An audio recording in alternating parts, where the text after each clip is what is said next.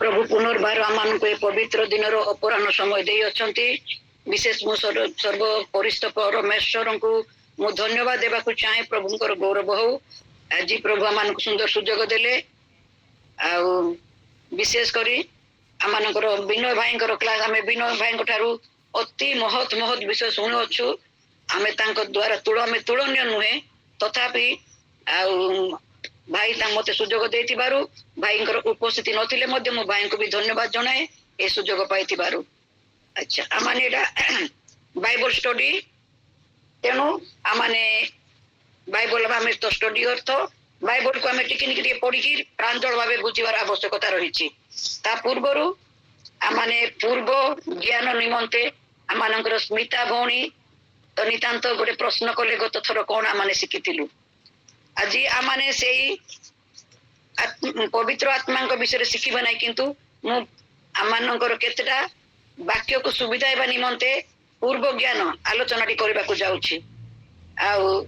क्षमा करेंगे आम प्रश्न उत्तर परस्पर आलोचना करुछु मु समस्त को पचार चाहे आम मानकर वर्ष को केते दिन टिके शीघ्र शीघ्र उत्तर देले आम अल्प समय आलोचना करबा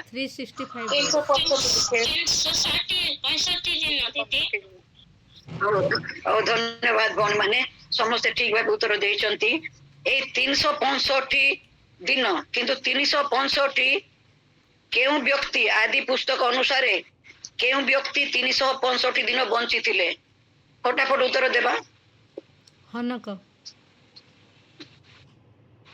धन्यवाद भौणी हनक कहि पारिबे कि केते पद पर्व रे लिखा जायछि आदि पुस्तक 5 पर्व 23 पद रे लिखा जाए हनक 365 दिन वर्ष बंची थिले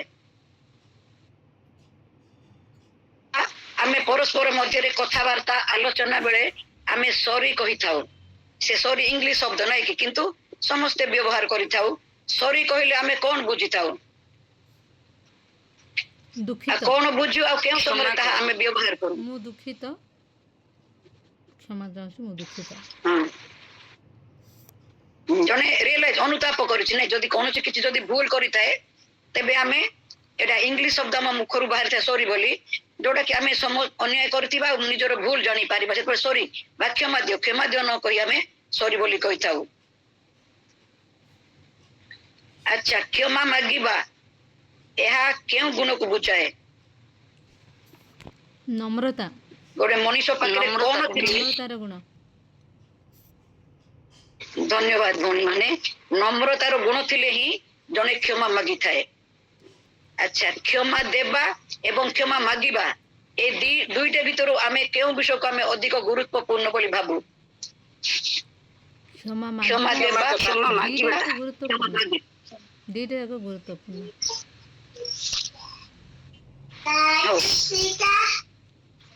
एटा दुईटा जाक गुरुत्वपूर्ण किंतु आमे जल्दी क्षमा दे था सत हाँ मुझे क्षमा देली कही था किंतु नम्र भाव आम क्षमा मागिबा आम पाई बहुत कष्ट होता है जदि आम भी जानीचु एटा भूल करिचु बोली तथापि क्षमा मागिबाटा अधिक कष्ट बोली मु भाबे कहीं ना हाँ क्षमा दे था बेले बेले छाड़ जहाँ है क्षमा दे दे बोली कही था किंतु क्षमा मागिबा अधिक मनुष्य पक्षे आम मान पक्षे कष्ट साध्य तेणु क्षमा मागिबा गोटे भी गुरुत्वपूर्ण क्षमा देवा भी तो गुरुत्वपूर्ण किंतु क्षमा मागिबा सहजे गोटे रक्त मांसधारी मनुष्य क्षमा केबे मागिबा पाई इच्छा कर न थाए आ जेते बेले से निजको नम्र करे निजको छोट बोली भाबे सेही व्यक्ति ठारू निजको जेते बेले क्षुद्र बोली भाबे से समय क्षमा दियो सॉरी बोली कहि तांती।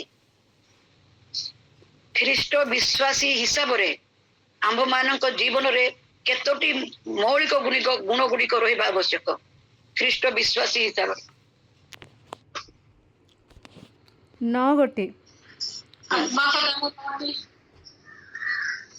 कौन कौन कहि दियंतु कौन कौन आमे जानिचे गालातिय 5:6 रे अछि भद्रता नम्रता दीर्घ सहिष्णुता परोपकारिता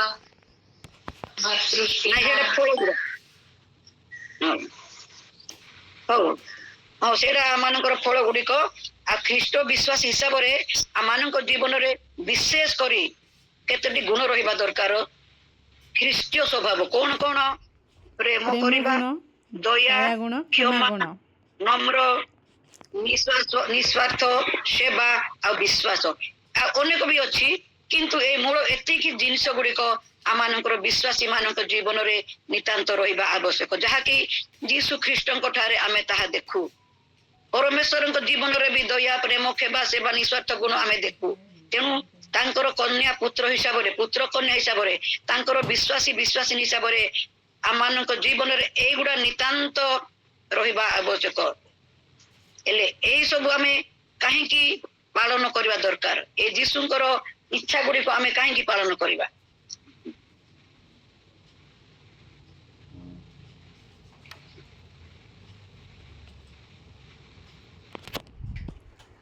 ତାଙ୍କ ସନ୍ତାନ ହଉ, ହେବା ହେତୁରୁ ଏହା ଆମେ ତାଙ୍କର ସନ୍ତାନ ହେବା ହେତୁରୁ ହଁ। ଆମେ ତାଙ୍କର ଗୁଣ ଯାକ ମଧ୍ୟ ଆମ ଭିତରେ ପରିଲକ୍ଷିତ ହେବାର ଆବଶ୍ୟକ। ତେବେ ଆମେ ତାଙ୍କର ଯୋଗ୍ୟ ସନ୍ତାନ ହେଇପାରିବା। ଧନ୍ୟବାଦ ଭଉଣୀ। ଆମମାନେ ତାଙ୍କର ସନ୍ତାନ ହିସାବରେ ତାଙ୍କର ଆଜ୍ଞା ଆଦେଶ ପାଳନ କରିବା ଆମର ଆବଶ୍ୟକ ରହିଛି। ଆଜ୍ଞା ଲଙ୍ଘନ ହିଁ ପାପ। ଯଦି ଆମେ ଏହି ବିଷୟ ଗୁଡିକୁ ଆମମାନଙ୍କ ଜୀବନରେ କରୁନାହୁଁ, ତେବେ ଆମେ ପାପ କରିଅଛୁ, ପାପୀରେ ଗଣା ଅଛୁ। କେବଳ ଆମେ ଚୋରି କଲେ, କାହାର ଠକ ଭଣ୍ଡ କଲେ ଯେ ପାପୀ ତାହା ନୁହେଁ। ଆଜ୍ଞା ଲଙ୍ଘନ କରିବା ମଧ୍ୟ ପାପ ଅଟେ, ବାକ୍ୟ ତାହା ପ୍ରକାଶ କରେ। ତେଣୁ ଯଦି ଈଶ୍ୱରଙ୍କର ଏ ସ୍ୱଭାବ ଗୁଡିକ ଯୋଉଟା ଈଶ୍ୱର ଆମମାନଙ୍କ ନିମନ୍ତେ କହିଅଛନ୍ତି, ଆଦେଶ ଦେଇଅଛନ୍ତି ଆଜ୍ଞା ପାଳନ କରିବା ନିମନ୍ତେ, ତାହା ଯଦି ଆମେ କରୁନାହୁଁ ତେବେ ପାପ କରୁଛୁ। ତେଣୁ ଏଇ ପ୍ରେମ, ଦୟା, ବିଶ୍ୱାସ, ନମ୍ର, ନିସ୍ୱାର୍ଥପର ଏଇ ଗୁଣ ଗୁଡିକ ଆମମାନଙ୍କର ବିଶ୍ୱାସୀ ଜୀବନରେ ନିତାନ୍ତ ରହିବା ଆବଶ୍ୟକ। ଆଉ ଗୋଟେ ଖାଲି ମାଇଣ୍ଡ ଫ୍ରେଶ ଆମେ ବାକ୍ୟକୁ ଯିବା ପୂର୍ବରୁ 10 ଆଜ୍ଞା କେଉଁ ପୁସ୍ତକ ଓ କେଉଁ ପର୍ବରେ ଲେଖାଯାଇଅଛି? 10 ଆଜ୍ଞା ଯାତ୍ରା ପୁସ୍ତକ 20 ପର୍ବ। ଧନ୍ୟବାଦ ଭଉଣୀ। ଯାତ୍ରା ପୁସ୍ତକ 20 ପର୍ବ। ଏଇ 10 ଆଜ୍ଞା କାହା ନିମନ୍ତେ ପରମେଶ୍ୱରଙ୍କର ଆଦେଶ?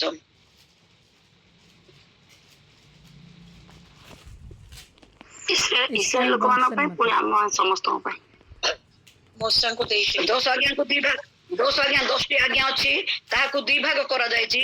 5ଟି ଅନ୍ୟ ସମୟରେ ଆଲୋଚନା କରିବା। ଛାଡ଼ନ୍ତୁ, 10 ଆଜ୍ଞା ଯାତ୍ରା ପୁସ୍ତକର 20 ପର୍ବରେ ଲେଖାଯାଇଅଛି। ଆଜ୍ଞା ବୋଲେ ଆଦେଶ, ଆମମାନଙ୍କ ପାଇଁ ପ୍ରଭୁଙ୍କର ଆଦେଶ। ତେଣୁ ତାଙ୍କର ଏ ଆଦେଶ ଗୁଡିକୁ ଆମମାନେ ପାଳନ କରିବା ଉଚିତ। ଆମେ ଏଇ ଯୋଉ ଗୁଣ ଗୁଡିକ ପ୍ରେମ, ଦୟା, କ୍ଷମା, ବିଶ୍ୱାସ, ନମ୍ର, ନିସ୍ୱାର୍ଥପର ଏ ଯୋଉ ସ୍ୱଭାବ ଗୁଡିକୁ, ଐଶ୍ୱର୍ଯ୍ୟ ଗୁଣ ଗୁଡିକୁ ଆମେ ଯୋଉଟା ଜାଣିଛେ, ଏଥିରୁ ଆମେ ଗୋଟେ ବିଷୟରେ ଆଲୋଚନା କରିବା। ପ୍ରଭୁଙ୍କ ନାମ ଯେ ଗୌରବ। ପ୍ରଭୁ ଏତେ ସୁନ୍ଦର ସୁଯୋଗ ମଧ୍ୟ ଆଜି ଦେଇଛନ୍ତି। ଆଉ ଆସନ୍ତୁ ଆମମାନେ ପ୍ରଭୁଙ୍କୁ ଗୌରବ ନିମନ୍ତେ ଆଜି ନିଜ ନିଜକୁ ଆମେ ପ୍ରଭୁରେ ସମର୍ପଣ କରି ଏଇ ଅଳ୍ପ ବିଷୟରୁ ଆମେ ଶିକ୍ଷା କରିବା। ଦେଖୁ, ଆମେ ଜଗତରେ ଦେଖୁଛୁ, କିମ୍ବା ଆମେ ହଉ ଆମମାନଙ୍କର ଯେତେ ଏଠି ଅଛୁ, ଆମେ ସମସ୍ତେ ଈଶ୍ୱରଙ୍କର ବିଶ୍ୱାସିନୀ ବା ପ୍ରଭୁ ଯୀଶୁଙ୍କର ଅନୁଗମନକାରୀ। ଆମେ ଏଠାରେ ଆମେ ସମସ୍ତେ ବୟସ୍କ ହଉ, ମା ହଉ, ପୁଅ ଝିଅ ଯୁବା ଯିଏ ବି ଅଛୁ, ଆମେ ପ୍ରଭୁଙ୍କର ବିଶ୍ୱାସିନୀ। ତେଣୁ ପ୍ରଭୁ ଯେ କେବଳ ମା ମାନଙ୍କ କଥା କୁହନ୍ତି ତାହା ନୁହେଁ, ଯୁବା ଯୁବତୀ ପ୍ରତ୍ୟେକ ଖ୍ରୀଷ୍ଟ ବିଶ୍ୱାସୀ ମାନଙ୍କୁ ପ୍ରଭୁ କଥା କୁହନ୍ତି।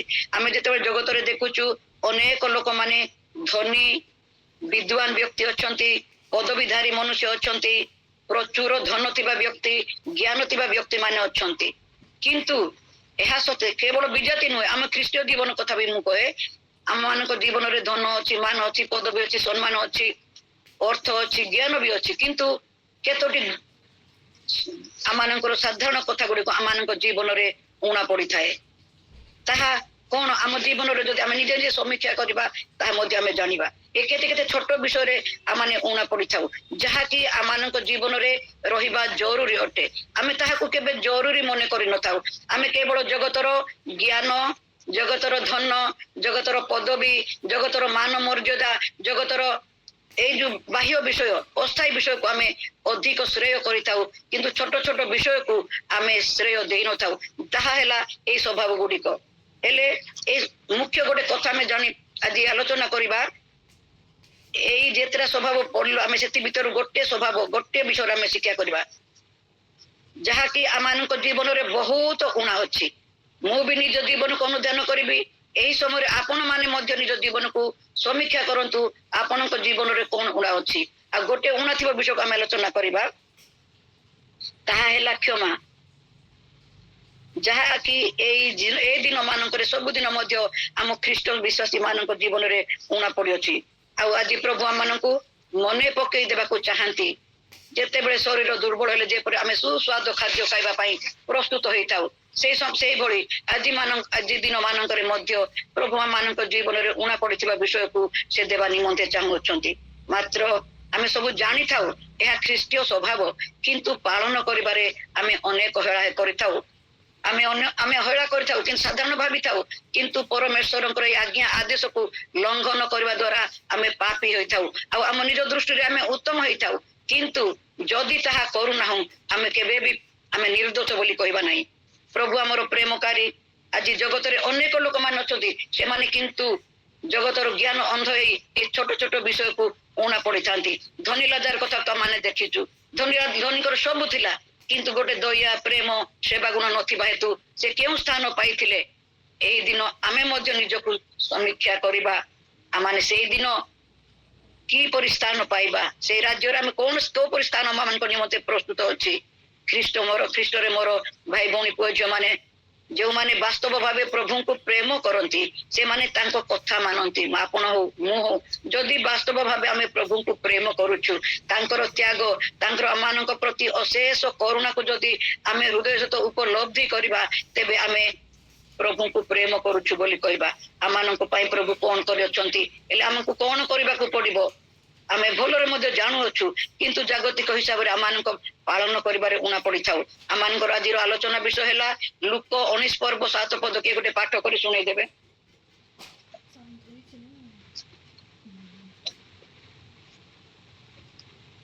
ଲୁକ 19 ପର୍ବ 7 ପଦ। ତାହା ଦେଖି ସମସ୍ତେ ବଚସା କରି କହିବାକୁ ଲାଗିଲେ, ସେ ଜଣେ ପାପୀ ଲୋକ ଘରେ ରହିବାକୁ ଗଲାଣି। ଧନ୍ୟବାଦ ଭଉଣୀ। ଏଠି ଆମେ ଦେଖୁଛୁ କାହା ବିଷୟରେ ଏଠି ଲେଖା ଯାଇଛି? କୋଉ ପାପୀ ବୋଲି ଲେଖା ଯାଇଛି? ଏଠି ଯକ୍ଷଙ୍କ ବିଷୟରେ ଲେଖାଯାଇଛି। ଯକ୍ଷଙ୍କ ବିଷୟରେ ଲେଖାଯାଇଛି 7 ପର୍ବରେ। ତାହା ଦେଖି ସମସ୍ତେ ବଚସା କରି କହିବାକୁ ଲାଗିଲେ, ସେ ଜଣେ ପାପୀ ଲୋକ ଘରେ ରହିବାକୁ ଗଲାଣି। ବଚସାର ଶବ୍ଦ ଆକ୍ଷରିକ ଭାବେ କଣ? ଆଲୋଚନା, ନାଇଁ କି? ଅନ୍ୟକୁ ନିଚ ଦେଖି, ଅନ୍ୟକୁ ଘୃଣା କରି ତାହା ବିଷୟରେ ଯୋଉ କହିବା ଆମେ ଗୋଟେ ବଚସା କହୁ। ପର ବିରୋଧରେ ଆଲୋଚନାକୁ ଆମେ ବଚସା କହୁ। ଯେତେବେଳେ ଏଇ ଯୋଉ ଯକ୍ଷ କଥା ଆମେ ଜାଣିଛୁ, ପୂର୍ବ ପାଠ ମୁଁ ଆଲୋଚନା କରିବାକୁ ଯାଉନାହିଁ। ଯକ୍ଷ କୋଉଠି ଥିଲେ, ପ୍ରଭୁ କିପରି ଗଲେ, ଆମେ ସମସ୍ତେ ଜାଣିଛେ। ଆଉ ସେଇ 7 ପଦ ଅନୁସାରେ ଲୋକମାନେ ତାହା ଦେଖି, ଯୀଶୁ ଖ୍ରୀଷ୍ଟ ତାଙ୍କ ଘରକୁ ଯିବା ଦେଖି ଲୋକମାନେ ବଚସା କରୁଛନ୍ତି। ଜଗତ ଲୋକ ଯାହାକୁ ଘୃଣା କରନ୍ତି, ଯୀଶୁ ଖ୍ରୀଷ୍ଟ ତାଙ୍କ ନିକଟକୁ ଯାଉଅଛନ୍ତି। ଯୀଶୁ ତ ପାପୀ ନୁହନ୍ତି, ସେ ତ ପାପକୁ ଘୃଣା କରନ୍ତି, କିନ୍ତୁ ସେ ପାପୀଙ୍କ ଗୃହକୁ ସେଦିନ ପ୍ରଭୁ ଯାଉଛନ୍ତି। ମୋର ଖ୍ରୀଷ୍ଟରେ ପ୍ରିୟ ଭାଇ ଭଉଣୀ ମାନେ, କାହିଁକି ସେ ଯାଉଅଛନ୍ତି? ଆମର ପ୍ରଭୁ ଯୀଶୁ ଖ୍ରୀଷ୍ଟ ପ୍ରେମକାରୀ, ସେ କ୍ଷମାକାରୀ, ସେ ଦୟାମୟ, ସେ କରୁଣାନିଧି, ସେ ଆମର ପିତା ଅଟନ୍ତି। ଆମେ ତାଙ୍କର ସନ୍ତାନ ଅଟୁ। ଯେପରି ଆମେ ସେପରି ହଉ ତାହା ସେ ଚାହାନ୍ତି। ତେଣୁ ପ୍ରଭୁ ଯୀଶୁ ସେଦିନ ତାଙ୍କର ପାପକୁ ଦେଖୁନାହାନ୍ତି, ତାଙ୍କର ଦୁର୍ବଳତାକୁ ସେ ପାଇଁ ଘୃଣା କରିନାହାନ୍ତି।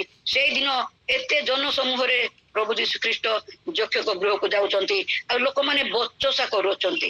ସେ ଜଣେ ପାପୀ ଗୃହକୁ ଯାଉଛନ୍ତି। ଯକ୍ଷଙ୍କୁ ପାପ ଲିଷ୍ଟ ସେମାନେ ରଖିଛନ୍ତି। ମୋର ଖ୍ରୀଷ୍ଟରେ ପ୍ରିୟ ଭାଇ ଭଉଣୀ ମାନେ, ପୁଅ ଝିଅ ମାନେ, ଯେଉଁମାନେ ବାସ୍ତବ ଭାବେ ପ୍ରଭୁଙ୍କୁ ପ୍ରେମ କରନ୍ତି, ସେମାନେ ତାଙ୍କ କଥା ମାନନ୍ତି। ଯୀଶୁ ଖ୍ରୀଷ୍ଟ ଆମ ପାଇଁ ବଳିଦାନ ହେଇଛନ୍ତି, କ୍ଷମା କରିବା ପାଇଁ, ଉଦ୍ଧାର କରିବା ପାଇଁ ସେ ଜଗତକୁ ଆସିଛନ୍ତି। ଆମେ ଭଲରେ ଜାଣିଛୁ। ଏଠି ଆମେ ଦେଖୁଛୁ ଯକ୍ଷ ଜଣେ ପାପୀ ଥିଲେ, ଲୋକଙ୍କୁ ଠକୁଥିଲେ, ଲୋକଙ୍କ ଠାରୁ ଅନେକ ଅର୍ଥ ଆଦାୟ କରୁଥିଲେ, ଅନ୍ୟାୟ କରୁଥିଲେ। ତେଣୁ ସେ ଲୋକଙ୍କ ଦୃଷ୍ଟିରେ ସେ ଜଣେ ପାପୀ ଥିଲେ। ହେଲେ ଆମେ ଗୋଟେ ମହାନ ବିଷୟ ଯୀଶୁଙ୍କ ଜୀବନରୁ ଜାଣିଛୁ। ନିତାନ୍ତ ଜଣେ ଯଦି ଜଗତରେ ଖରାପ କାମ କରୁଛି, ଆମେ ଖରାପ କହିବା କିଛି ମନ୍ଦ ନୁହେଁ। ଯକ୍ଷ ପରି ସେପରି କାମ କରୁଥିଲେ, ତାହା ବାକ୍ୟର ଆମେ ପାଠ କରୁଛୁ। ତେଣୁ ଲୋକମାନେ ପାପୀ ବୋଲି ତାଙ୍କୁ ଆଖ୍ୟା ଦେଇଛନ୍ତି, ସେ ଠକ ବୋଲି ତାକୁ ଆଖ୍ୟା ଦେଇଅଛନ୍ତି। କିନ୍ତୁ ଆମେ ଏଠାରୁ ଦେଖିଲୁ ପ୍ରଭୁ ଯୀଶୁ ପାପକୁ ଘୃଣା କରନ୍ତି, ଆଉ ପାପୀକୁ ପ୍ରେମ କରନ୍ତି।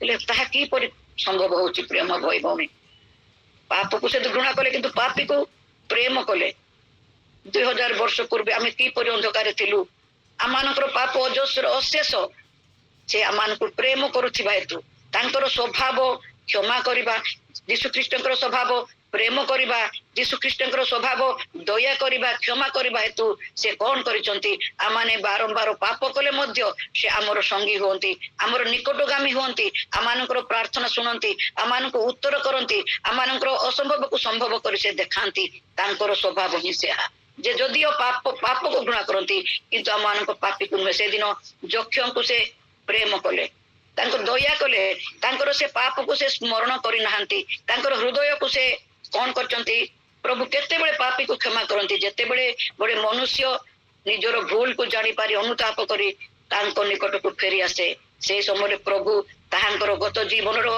अशेष पाप को से स्मरण करंती नाही प्रभु अपेक्षा करितांती तांकर संतान किपरि अनुताप करी तांको निकट को आसीबो से दिन से जक्षंकर पाप को से भूल को से स्मरण करि नाहंती से तांको क्षमा देचंती से दिन से समस्त आगे क्षमा मागिचंती कि नहीं आमे जानिनु आमे पाठ करिनु किंतु हृदयदर्शी प्रभु तांकर अंतर कथा से जानिचंती नितांत जक्ष तांको जीवन रे तांकर भूल पाप को से जानिचंती अनुताप करिचंती आ तांको निकट को से दौड़ी अछंती मोर प्रिय मंडली एटारे आमे जीशुंकर गोटे सुंदर गुण को आमे लक्ष्य करू तांकर प्रेम गुण को आमे लक्ष्य करूछु आमे प्रेम बहुल पाप को आच्छादन करिथाए जेते पाप थिले मध्य प्रभु आमानकु प्रेम करुथिबा हेतु आम पाप को आमर अबाध्यता को से आच्छादन करूछंती घोड़े की रखुछंती तेनु आमाने क्षमा प्राप्त होई आज पर्यंत जीवित मानक मध्य अछु प्रभुंकर गोटे विषय आमे देखुछु प्रभुंकर को विषय गोटे दुर्बलता रही थाए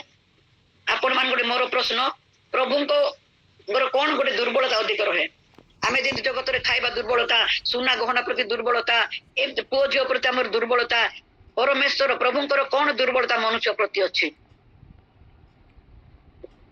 प्रेम धन्यवाद प्रभु से मनुष्य को एते प्रेम करंती जे आमे जुग जुग एते वर्ष प्रेम भूल कले मध्य आउ थोड़े बारंबार से क्षमा देई आमान को तांकर निकटगामी करचंती अगाध प्रेम अकलन प्रेम असीम प्रेम आमे ताहाकु से सीमा भीतर प्रेम नुह आमे ताहाकु गणित करि पारिबा नाही प्रभुंकर प्रेम आमानक प्रति मनुष्य मानक प्रति अगाध प्रेम हेतु जेते माने भूल कले मध्य से ताहाकु गणना करंती नाही किंतु से चाहंती आमे निजर भूल जानी पारि अनुताप करी तांको निकट को फेरु प्रभु ताहा चाहंती तेनु मोर प्रिय मंडली प्रभुंकर से समान महान गुण प्रेम गुण को आमे लक्ष्य करूछु प्रभु मध्य आमान को प्रेम करूथिबारु मानव रूप धरी से जगत को आसिले जगत रे केते जंत्रणा भोग कले आमे अल्प दिन तळे ताहा शिक्षा करूछु से चाहंती नाही गोटे आत्मा जगत रे नष्ट हो गोटे मनुष्य जगत रे नष्ट हो से ताहा चाहंती नाही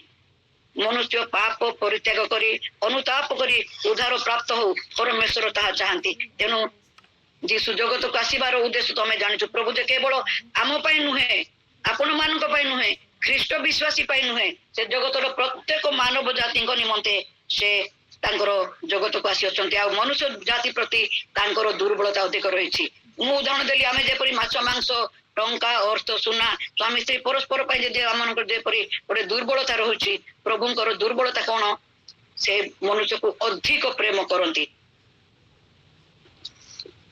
आज मध्य आमे शिखिबा आमे से अधिक प्रेम करुथिबारु तांको क्षमा दियंती जक्षों को से दक्षंकर भूल पाप को से स्मरण करि नाहंती आ तांको गृह को से जाई अछंती महान विषय तांको घर को से जानती आमे प्रार्थना करी करी मध्य ईश्वरंकर दर्शन पाई पारुनु बेले बेले प्रार्थना रे आमे प्रभुंकर उपस्थिति पाई पारुनु किंतु मोर प्रिय मंडली जहा को जगतर लोक माने पापी बोली संबोधन करुथिले से पापी को गृह को प्रभु यीशु जाऊ अछंती आज तांको जीवन रो आमे कोन शिखिबा आमे जेपरी क्षमा पाइछु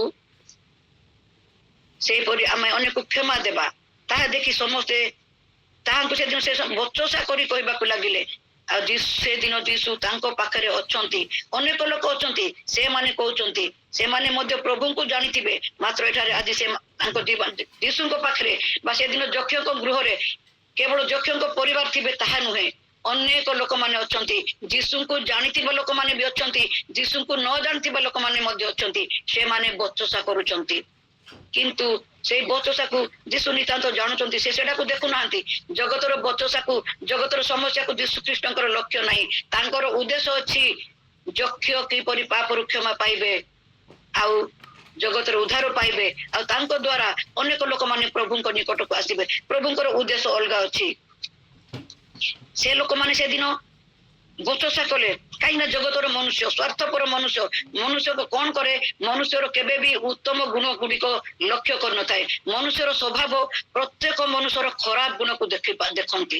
ଏଇଟା ଆମମାନଙ୍କ ଜୀବନରେ ରହିଯାଇଛି। ସେଦିନ ଲୋକମାନେ ଚିନ୍ତା କରିନାହାନ୍ତି ପ୍ରଭୁ କାହିଁକି ତାଙ୍କ ଘରକୁ ଆସିଲେ ବୋଲି। ସେମାନେ ସିଧାସଳଖ କହୁଛନ୍ତି ପାପୀ ଘରକୁ ପ୍ରଭୁ ଆସୁଛନ୍ତି। ଆମେ ଅନ୍ୟମାନଙ୍କୁ ଦୁର୍ବଳତା ଦେଖି ଆମମାନଙ୍କୁ ଦୋଷାରୋପ କରିଥାଉ। ଆମମାନଙ୍କର ଅନ୍ୟମାନଙ୍କର ଦୁର୍ବଳତାକୁ ଦେଖି ଆମେ ପରିହାସ କରିଥାଉ। ଅନ୍ୟମାନଙ୍କର ଦରିଦ୍ରତାକୁ ଦେଖି ଆମେ ଉପହାସ କରିଥାଉ। ଏହା ହିଁ ହେଲା ଆମମାନଙ୍କର ସ୍ୱଭାବ। କିନ୍ତୁ ଆମେ ଏଥିରୁ ଶିଖିବା ପ୍ରଭୁ ଯୀଶୁ ତାହାକୁ ଘୃଣା କରନ୍ତି। ଅନ୍ୟମାନଙ୍କୁ ଛୋଟ ଭଳି ଦେଖିବା, ଅନ୍ୟମାନଙ୍କୁ ନିଚ ସ୍ତରରେ ଦେଖିବା, ଅନ୍ୟମାନଙ୍କୁ ଘୃଣା କରିବା ଯୋଉ ଆମମାନଙ୍କ ଜୀବନରେ ରହିଛି ତାହା ଆମେ ନ କରୁ। ପ୍ରଭୁ ଯୀଶୁ ସ୍ୱର୍ଗସ୍ଥ ପିତା, ସେ ଅନନ୍ତ ଜୀବନର ଅଧିକାରୀ ସେ, କିନ୍ତୁ ଆଜି ତାଙ୍କ ଗୃହକୁ ସେ ଯାଉଅଛନ୍ତି। ନିଜକୁ ସେ ଗର୍ବ ଭାବୁନାହାନ୍ତି। ଆମମାନଙ୍କ ଜୀବନରେ ଯୋଉ ଗର୍ବ ଗୁଡାକ ଅଛି, ଆମେ ବଡ ଛୋଟ ଆମେ ଭାବୁଛୁ, ଜାତି ଧର୍ମ ଆମେ ନିଜକୁ ଧନୀ ଦରିଦ୍ର ଯୋଉଟା ଭାବୁଛୁ, ତାହା କେଡେ ବଡ ଅପରାଧ। ହୁଏତ ଆମମାନଙ୍କ ଜୀବନରେ ତାହା ଆମେ କେବେ ସମୀକ୍ଷା କରିନଥାଉ। ମୋର ପ୍ରିୟ ମଣ୍ଡଳୀ, ଏଇ ସବୁ ଛାଡିବା ପାଇଁ ଆଉ ସମସ୍ତଙ୍କୁ ପ୍ରେମ କରିବା ପାଇଁ, କ୍ଷମା କରିବା ପାଇଁ ଆମେ ଶିଖୁଛୁ। ପ୍ରଭୁଙ୍କ ବାକ୍ୟକୁ କର୍ଣ୍ଣପାତ କରିବା, ଏହା କିପରି ଶିଖିବା? ଏ ସ୍ୱର୍ଗସ୍ଥ ପିତାଙ୍କର ଆଦେଶ ଗୁଡିକୁ, ତାଙ୍କର କଥା ଗୁଡିକୁ ଆମେ କିପରି ଶିଖିବା? ଯୋଉଟା ପ୍ରଭୁଙ୍କ ଦାସ ମାନଙ୍କ ଠାରୁ ଆମେ ଶୁଣୁଅଛୁ, ଯୋଉଟା ନିଜେ ବାକ୍ୟ ପାଠ କରୁଅଛୁ, ଆମେ କର୍ଣ୍ଣପାତ କରିବା, ଶୁଣିବା, ଯେପରି ଆମମାନଙ୍କ ଜୀବନରେ ମଧ୍ୟ ତାହା ଆମେ ଗ୍ରହଣ କରିପାରିବା। ଆମେ ଏବେ ନୁହେଁ, ଆମେ 20 ବର୍ଷ, 30 ବର୍ଷ, 25 ବର୍ଷ, 40 ବର୍ଷ ମଧ୍ୟ ପ୍ରଭୁଙ୍କ ବିଷୟ ଶୁଣୁଛୁ, କିନ୍ତୁ ଏ ଛୋଟ ଛୋଟ ଜିନିଷ ଆମମାନଙ୍କ ଜୀବନରେ ଆମେ କାର୍ଯ୍ୟକାରୀ କରିପାରୁନାହୁଁ। ଏହା କିପରି କରିବା? ଆମେ ପବିତ୍ର ଆତ୍ମାଙ୍କର ଶକ୍ତି ଚାଳନା ପ୍ରେରଣାକୁ ଆମେ ଭିକ୍ଷା କରିବା। ନମ୍ରତାର ସହିତ ପ୍ରଭୁଙ୍କ ନିକଟକୁ ଗଲେ ପ୍ରଭୁ ଆଶୀର୍ବାଦ ଆମମାନଙ୍କୁ କରିବେ। এই ছোট ছোট বিষୟକୁ ଯୋଉଟା ଆମେ ନିଜ ଜୀବନରେ ବ୍ୟବହାର କରିପାରୁନୁ, ପ୍ରଭୁ ଆମମାନଙ୍କୁ ଆଶୀର୍ବାଦ କରିବେ, ତାହା ଆମେ ଗ୍ରହଣ କରିପାରିବା। ସେଥିପାଇଁ ଆମକୁ ଜଗତର ସମସ୍ୟା, ଜଗତର ଲଜ୍ଜା, ଜଗତର ଲୋକଙ୍କର ବଚସାକୁ ଆମେ ଶୁଣିବା ନାହିଁ, ଦେଖିବା ନାହିଁ, କର୍ଣ୍ଣପାତ କରିବା ନାହିଁ। ଆମେ କର୍ଣ୍ଣପାତ କରିବା କେବଳ ଈଶ୍ୱରଙ୍କର ଆଦେଶ ଆଜ୍ଞା ଗୁଡିକୁ କର୍ଣ୍ଣପାତ କରିବା, ଯୋଉଟା କି ଆମମାନଙ୍କ ଭବିଷ୍ୟତରେ ସେଇ ସ୍ୱର୍ଗ ରାଜ୍ୟକୁ ନେବା ନିମନ୍ତେ ପଥ କଢେଇବ। ଜଗତର ନିନ୍ଦା, ଜଗତର ଅପମାନକୁ ଆମେ, ବଚସାକୁ ଆମେ ଶ୍ରେୟ ଦେବା ନାହିଁ, ତାହାକୁ ଆମେ ପରିତ୍ୟାଗ କରି ପ୍ରଭୁଙ୍କ କଥାକୁ ଆମେ ମାନିବା, ଆଦେଶକୁ ପାଳନ କରିବା। ସେଦିନ ଯୀଶୁ ଯକ୍ଷଙ୍କୁ ଦେଖିଲେ, ଯକ୍ଷ ମଧ୍ୟ ଯୀଶୁଙ୍କୁ ଖୋଜୁଛନ୍ତି, ମାତ୍ର ତାଙ୍କ ପାଖରେ ଏତେ ଧନ, ଏତେ ପଦବୀ ଅଛି। ଯକ୍ଷ ତ ଚାହିଁଥିଲେ ଆବଶ୍ୟକ କରିନଥାନ୍ତେ, ଯକ୍ଷ ଜଣେ ଧନୀଶାଳୀ, ଉଚ୍ଚ ପଦବୀ, କିନ୍ତୁ ସେ ଯୀଶୁଙ୍କୁ ଖୋଜିଲେ। ଯୀଶୁଙ୍କୁ ଖୋଜିବାର ଆବଶ୍ୟକ ତାଙ୍କ ଜୀବନରେ ସେ ଜାଣିଲେ, କାହିଁକି ସେ ଭୁଲ କରିଅଛନ୍ତି। ସେ କ୍ଷମା, ସେ ପ୍ରେମ କେବଳ ଯୀଶୁଙ୍କ ଠାରେ ଅଛି। ତେଣୁ ସେ ଯୀଶୁଙ୍କ ନିକଟକୁ ଧାଇଁଛନ୍ତି, ଆଉ ଯୀଶୁ ତାଙ୍କର ହୃଦୟ ବିଷୟ ଜାଣି ସେ ମଧ୍ୟ ତାଙ୍କ ନିକଟକୁ ଆସନ୍ତି। ଯୀଶୁ ନିକଟକୁ ଯିବାର ପରମେଶ୍ୱର। ସେଇଦିନ ଆମେ ଦେଖୁଛୁ ଆମମାନଙ୍କର ଲାଜାରଙ୍କ ପାଖକୁ ଯାଆନ୍ତି, ଯୀଶୁ କେତେ ପ୍ରେମ କରନ୍ତି। କେବଳ ଲାଜାରଙ୍କୁ ପ୍ରେମ କଲେ ତାହା ନୁହେଁ, ଯକ୍ଷକୁ ପ୍ରେମ କଲେ ତାହା ନୁହେଁ।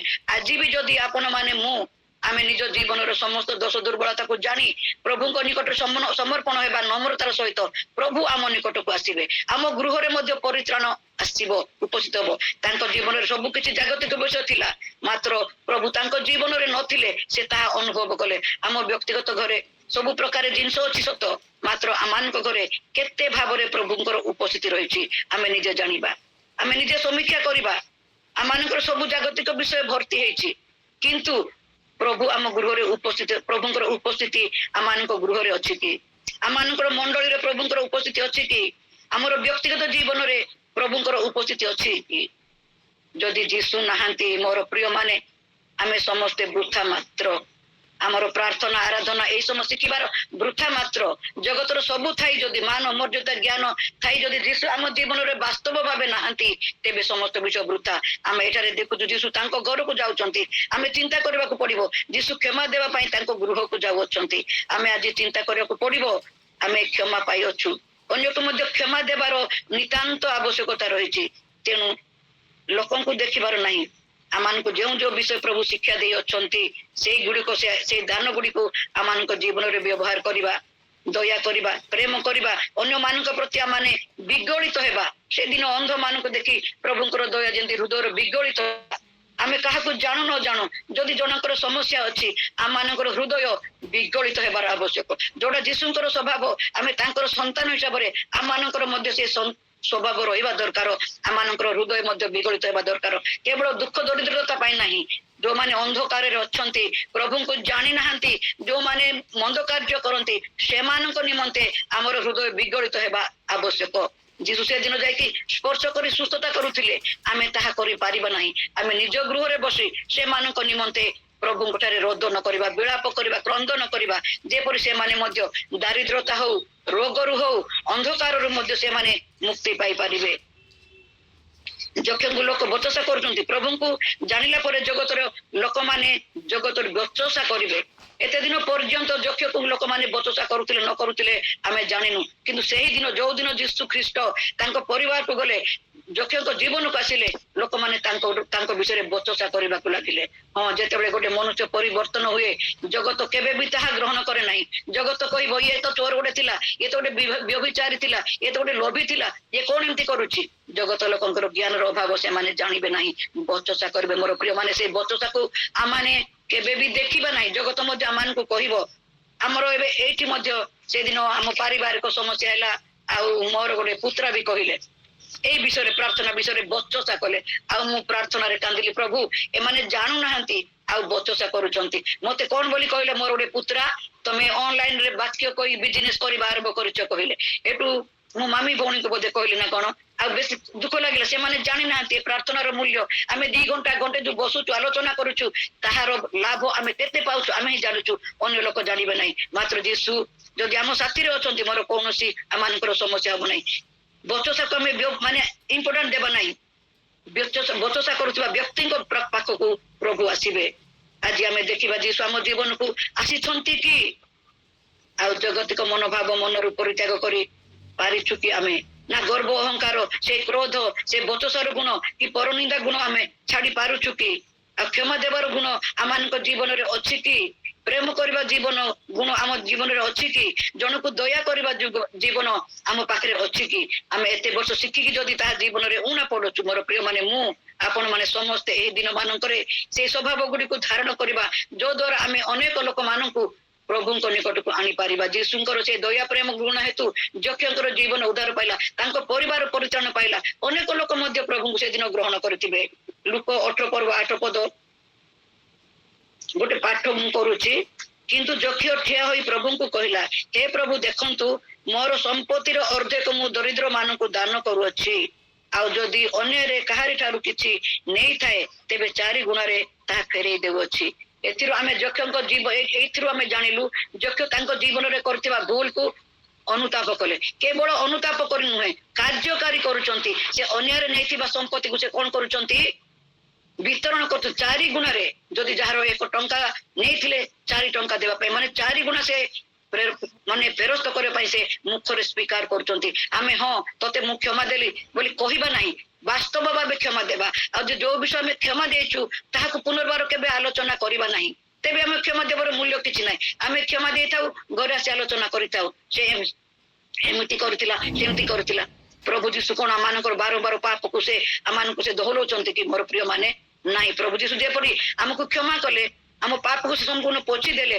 ଆମେ ଯଦି ଯାହାକୁ କ୍ଷମା ଦେଲୁଣି ତାକୁ ବାରମ୍ବାର ରିପିଟ କରିବା ନାହିଁ ଯଦି ରିପିଟ କରୁଛୁ ଆମେ କ୍ଷମା ଦେଇନାହୁଁ ଆମେ କ୍ଷମା ପାଇବା ନାହିଁ ଯୀଶୁ ତାଙ୍କ ଜୀବନରେ ଆସିବାରୁ ତାଙ୍କର କି ଚମତ୍କାର ପରିବର୍ତ୍ତନ ହେଲା ଯକ୍ଷଙ୍କର ଆମ ଜୀବନକୁ ଯଦି ଯୀଶୁଙ୍କୁ ଆଣିବାକୁ ହେଲେ ତାଙ୍କୁ ଆମେ ଅନ୍ୱେଷଣ କରିବା ସେଦିନ ଯେମିତି ଯକ୍ଷ ଖୋଜିଗଲେ ଅନ୍ୱେଷଣ କରିଗଲେ ଯୀଶୁଙ୍କ ଯଦି ଆମ ଜୀବନକୁ ଆମେ ଯଦି ସ୍ୱାଗତ କରିବାକୁ ଚାହୁଁଛୁ ଯକ୍ଷଙ୍କ ଭଳି ଆମମାନଙ୍କ ଜୀବନରେ ତାଙ୍କୁ ଦେଖିବା ନିମନ୍ତେ ତାଙ୍କର ସ୍ପର୍ଶ ପାଇବା ନିମନ୍ତେ ଆମମାନଙ୍କ ମନରେ ଗୋଟେ ତୃଷା ରହିବାର ଅଛି ତୃଷା ଯେପରି ଯକ୍ଷଙ୍କ ଖୋଜିବା ଦେଖିବା ଦୃଶ୍ୟ ସେଦିନ ଥିଲା କିପରି ସେ ତାଙ୍କର ବ୍ୟତିବ୍ୟସ୍ତ ହୋଇ ଗୋଟେ ଗଛର ସାହାଯ୍ୟ ନେଲେ ଲୋକଙ୍କ ପ୍ରତି ସେ ଭୃକ୍ଷେପ କଲେ ନାହିଁ ତାଙ୍କର କେତେ ତୃଷା ଥିଲା ଯୀଶୁଙ୍କୁ ଦେଖିବା ପାଇଁ ମୋର ପ୍ରିୟ ମଣ୍ଡଳୀ ମୋର ଭାଇ ଭଉଣୀ ମାନେ ମୋର ପୁଅ ଝିଅ ମାନେ ଆଜି ବାକ୍ୟ ଆମମାନଙ୍କୁ କଣ ପ୍ରଦାନ କରେ ତାଙ୍କ ଜୀବନର ଯଦି ଯକ୍ଷଙ୍କ ବିଷୟରେ ଯଦି ଆମେ ଶିକ୍ଷା କଲୁ ତେବେ ଯକ୍ଷଙ୍କ ଭଳି ଯୀଶୁଙ୍କ ନିମନ୍ତେ ଆମଙ୍କର ତୃଷା ରହିବାର ଅଛି ଆଉ ଯେପରି ଯୀଶୁ ଆମମାନଙ୍କ ଜୀବନକୁ ଆସିବାର ଅଛି ଆଉ ଜଗତର ଲୋକମାନେ ମଧ୍ୟ ଆମ ଜୀବନ ଦ୍ୱାରା ପରିବର୍ତ୍ତିତ ହେବାର ଅଛି ଆମ ଜୀବନ ଦ୍ୱାରା ଆମ ପରିବାର ମଧ୍ୟ ପରିତ୍ରାଣ ପାଇବାର ଅଛି ସେଦିନ ଯକ୍ଷ ଯୀଶୁଙ୍କ ପାଇଁ ଘର ଖାଲି କରୁଛନ୍ତି ଆମେ ଯୀଶୁଙ୍କ ପାଇଁ ଆମମାନଙ୍କର ହୃଦୟ ରୂପକ ଘର ଖାଲି କରିଥାବା ଯେପରି ଯୀଶୁ ଆମ ଜୀବନରେ ରହିବେ ଯୀଶୁ ଆମ ଗୃହରେ ଅଛନ୍ତି କି ନାହିଁ ଆମେ ନିଜେ ନିଜକୁ ମଧ୍ୟ ସମୀକ୍ଷା କରିବା ସେଦିନ ଧନୀ ବ୍ୟକ୍ତିଙ୍କର କଥା ଦେଖୁଛୁ ଜଗତର ଧନ ତାର ସବୁ ଥିଲା କିନ୍ତୁ ସେଇ ସ୍ୱର୍ଗରେ ତାଙ୍କର ସ୍ଥାନ ନଥିଲା ସେଇ ଧନୀଙ୍କ ଭଳି ଆମ ଜୀବନ ନ ହଉ ଲାଜାରଙ୍କ ଭଳି ବରଂ ଜଗତରେ ଆମେ ଦରିଦ୍ର ହିଁ ରହିବା ବରଂ କିନ୍ତୁ ସେ ସ୍ୱର୍ଗରେ ସ୍ଥାନ ଆମମାନଙ୍କର ପାଇବାର ଆବଶ୍ୟକତା ରହିଛି ଆମେ ଯଦି ବାସ୍ତବ ଖ୍ରୀଷ୍ଟୀୟ ଜୀବନ ଯାପନ କରିବା ଅନ୍ୟ ପାଇଁ କିଛି ବଞ୍ଚିବା ଅନ୍ୟ ପାଇଁ ଚିନ୍ତା କରିବା ତେବେ ଆମ ଜୀବନ ପରିବର୍ତ୍ତନ ହେବ ଆଉ ସେଦିନ ଯକ୍ଷଙ୍କ ସଙ୍ଗେ ଯେମିତି ସ୍ୱୀକାର କରୁଛନ୍ତି ଆମେ ମଧ୍ୟ ନିଜର ଭୁଲଟାକୁ ସ୍ୱୀକାର କରି ତାଙ୍କର ନିକଟଗାମୀ ହେବା ଆଉ ଆମମାନଙ୍କ ଦ୍ୱାରା ପ୍ରଭୁ ଅନେକ ଲୋକମାନଙ୍କୁ ପରିଚୟ ଦେବା ପାଇଁ ସେ ଇଚ୍ଛା କରିବେ ଆମମାନଙ୍କର ସେ କ୍ଷମା ବିଷୟରେ ତ ଆମେ ଜାଣିଛୁ କ୍ଷମା ବିଷୟରେ ଆମେ ଜାଣିଛୁ ଯଦି ଆମେ ଜଣକୁ କ୍ଷମା ଦେଇପାରୁନୁ କଣ କଣ ହବ କଲୋସି 3:1-13 ଲେଖାଯାଏ ଏକକୁ ଆରେକ କ୍ଷମା କର ପ୍ରଭୁ ଯେପରି ତୁମ୍ଭମାନଙ୍କୁ କ୍ଷମା କରିଅଛନ୍ତି ମାଥ୍ୟୁ 18:35 ଲେଖାଯାଏ ଆପଣ ଭାଇକି ଯଦି କ୍ଷମା ନ କର ତାହେଲେ ମୋର ସ୍ୱର୍ଗସ୍ଥ ପିତା ହିଁ ତୁମମାନଙ୍କ ପ୍ରତି କ୍ଷମା କରିବେ ନାହିଁ ଏଫିସି 4:32 ଲେଖାଯାଏ ଖ୍ରୀଷ୍ଟ ଯେପରି ତୁମମାନଙ୍କୁ କ୍ଷମା କଲେ ସେହିପରି ପରସ୍ପରକୁ କ୍ଷମା କର ପୁଣି ଲେଖାଯାଏ ଗୀତ ସଂହିତା 85:2 ତୁମେମାନେ ଆପଣା ଲୋକମାନଙ୍କର ଅପରାଧ କ୍ଷମା କରିଅଛ ତେଣୁ ପ୍ରଭୁ ଯଦି ପରମେଶ୍ୱର କରିଛନ୍ତି ଯୀଶୁ ଖ୍ରୀଷ୍ଟ କରିଛନ୍ତି ଆମେ କାହିଁକି ନ କରିବା ତେଣୁ ଯେ ଅନେକ ପଦ ପର୍ବ ରହିଛି ଆମମାନଙ୍କର ସମୟ ଅଭାବ ଅଛି ପ୍ରଭୁ ଆମମାନଙ୍କୁ ଆଜି କଥା କହିବାକୁ ଚାହାନ୍ତି ଆମେ ଯେପରି କ୍ଷମା ପାଇଅଛୁ ଆମେ ମଧ୍ୟ ଅନ୍ୟମାନଙ୍କୁ କ୍ଷମା ଦେବା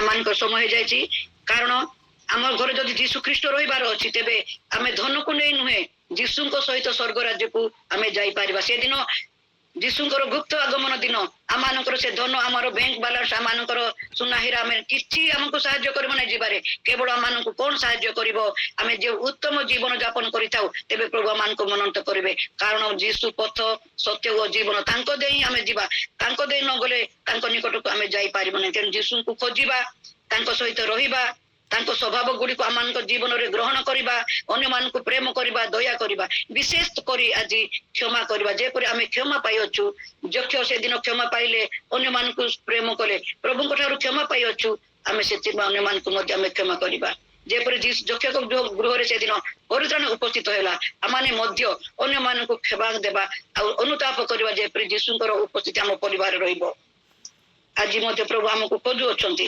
ସେଦିନ ପ୍ରଭୁ ଯକ୍ଷକୁ ଖୋଜିବାକୁ ସେ ଯୀଶୁଙ୍କ ତାଙ୍କ ପାଖକୁ ଗଲେ ପ୍ରଭୁ ମଧ୍ୟ ଆଜି ଆମକୁ ଖୋଜୁଅଛନ୍ତି ଆମମାନଙ୍କର ଭଉଣୀ ଆମମାନଙ୍କର ସ୍ମିତା ଭଉଣୀ ଅଛନ୍ତି ଗୋଟେ ପଦ ଗୀତ ଗାଇଦେବେ ଆମେ ଶେଷ କରିବା ମତେ ଖୋଜି ଖୋଜି ଯୀଶୁ କହିଲେ ସ୍ମିତା ଭଉଣୀ ଆଜ୍ଞା ପ୍ରେଜ୍ ଦ ଲର୍ଡ मोती खोजी खोजी जीसु आइले मो पाप पाइकी स्वर्ग त्यागी आशीष प्रेम से बहिले मोती खोजी खोजी जीसु आइले ପ୍ରେଜ୍ ଦ ଲର୍ଡ ଧନ୍ୟବାଦ